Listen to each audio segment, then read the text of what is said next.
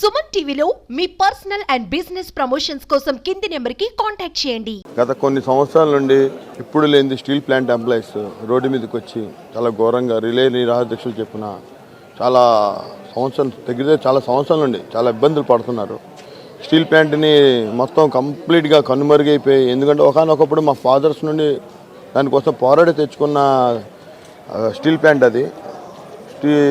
Steel plant అనేది ఆంధ్రలో హక్కు కింద తెచ్చుకున్నప్పుడు పోరాడి దాన్ని మొత్తం కంప్లీట్గా డిస్మెంటల్ చేసి అది క్లోజ్ చేద్దామని ఒక పూర్తి నిర్ణయంతో వచ్చారు.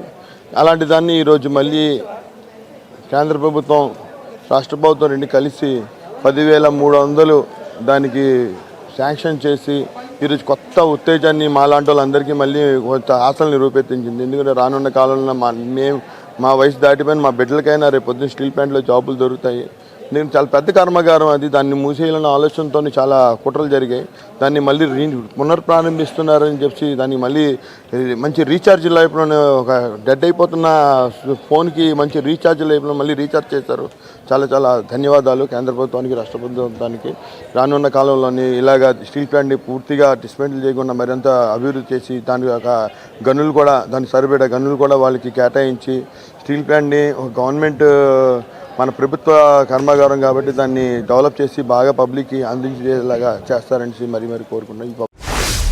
నిజంగా చాలా ఆనందదాయకంగా ఉందండి. ఎందుకంటే ఈరోజు సుమారు 5 సంవత్సరాల నుంచి కూడా గత పాలకులు తాలూకా తీసుకున్న నిర్ణయాన్ని వ్యతిరేకిస్తూ స్టీల్ ప్లాంట్ ఉద్యోగులు ఆమరణ నిరాహార దీక్ష, రిలే నిరాహార దీక్ష ఎంతోమంది ఆ వేళ 5 సంవత్సరాల నుంచి కూడా చేస్తున్నా సరే ఈ రోజు వరకు కూడా ఎవ్వరూ కూడా అటువైపు నిరాహార దీక్ష చేస్తున్న వారి పైన జాలి కానివ్వండి, దయ కానివ్వండి, 1,00,000 కుటుంబాలు సుమారుగా ఈ స్టీల్ ప్లాంట్లో పనిచేస్తున్న వారి తాలూకా భవిష్యత్తు గురించి కూడా ఎవ్వరు కూడా ఆలోచించలేదు. కానీ కూటమి ప్రభుత్వం వచ్చిన అనతి కాలంలోనే ఈరోజు నిజంగా మంచి నిర్ణయం తీసుకుంది కూటమి ప్రభుత్వం.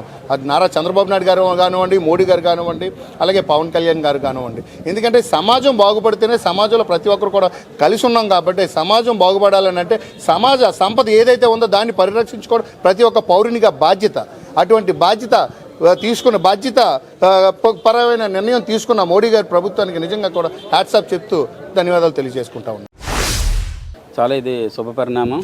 ఎందుకంటే విశాఖ హక్కు, ఆంధ్రాల హక్కు అనే నినాదంతో ఇంతవరకు ఉద్యోగస్తులు అందరూ ఏదైతే ధర్నాలు చేశారో ఇవన్నిటికి కష్టానికి తగ్గట్టు ప్రతిఫలం సెంట్రల్ గవర్నమెంట్ మోడీ ప్రభుత్వం నుండి వచ్చిందని చెప్పి మేము ఎంత ఆనందిస్తున్నాము. అదే తెలుగుదేశం ప్రభుత్వం ఇప్పుడు కూటమి ప్రభుత్వం వచ్చిన ఈ కొద్ది కాలంలోనే సెంట్రల్ గవర్నమెంట్ని మనకున్న ఏంటైతే ఇక్కడ విశాఖ హక్కు, ఆంధ్రాల హక్కు అనే నినాదం ఏదైతే ఉందో దాన్ని సెంట్రల్ గవర్నమెంట్లోనే వినిపించి ఈరోజు మనకు 10,300 కోట్లు ఈ స్టీల్ ప్లాంట్ అభివృద్ధి నిమిత్తం రిలీజ్ చేయడం అనేది చాలా శుభపరిణామంగా మేమైతే అనుకుంటున్నాము.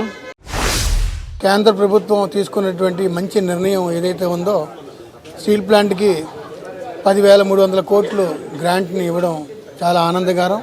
ఎందుకంటే ఎంతోమంది ఉద్యోగస్తులు సుమారు 16,000 మంది ఉద్యోగస్తులు బతుకుతున్నారు.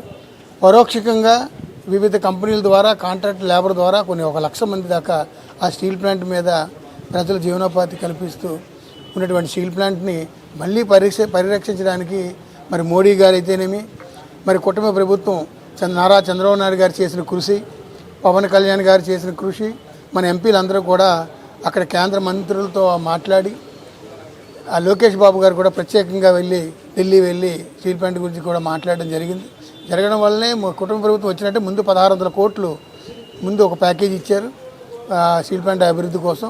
మళ్ళీ ఈ రోజున 10,300 కోట్లు ఇవ్వడం చాలా ఆనందకరం. ఉద్యోగస్తుల్లో కూడా ఆనందం చిగురుస్తుంది. అంటే స్టీల్ ప్లాంట్ ప్రైవేటు పరం చేయబోము, కంపల్సరీగా ప్రభుత్వం అండర్లోనే ఉంచుతామనడానికి ఇది ఒక సాంకేతికంగా భావిస్తున్నాం.